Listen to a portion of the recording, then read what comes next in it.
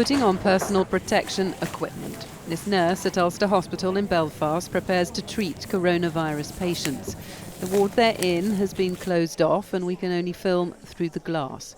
They appear to have the right kit, but many of their colleagues across the UK say they do not. Dr. Nakoro's been treating children with the virus. He says colleagues are nearing breaking point. We have seen that our colleagues in China and in Italy have died. We go into the next months, perhaps year, knowing that we will bury our friends and our colleagues, and people are terrified of that.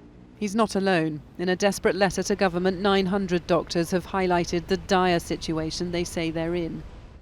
We've been told of hospitals with less than 7 days PPE equipment, it says. There's widespread concern about the lack of testing available for NHS staff.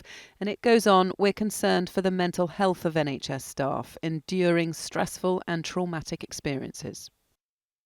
If you're lacking in the protective equipment that's going to stop the virus from being contracted by the member of staff directly caring for a patient, then that member of staff themselves becomes what we call a vector, and that's a person who carries the virus to another person. There's quite a long incubation period before I would have symptoms myself, and during that incubation period I could be spreading it all over the hospital. The government insists NHS workers will eventually be tested once they have capacity to turn over 25,000 a day.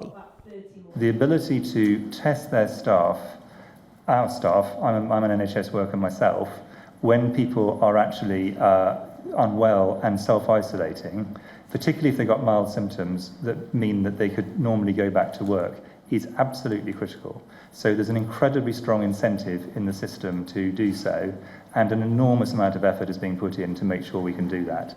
The problem is that won't be for another month, but staff can expect equipment sooner. The Health Secretary's promised to deliver more to the front line in the next 24 hours. Time is not on the side of the health service, and the government knows it. Emily Morgan, News at 10.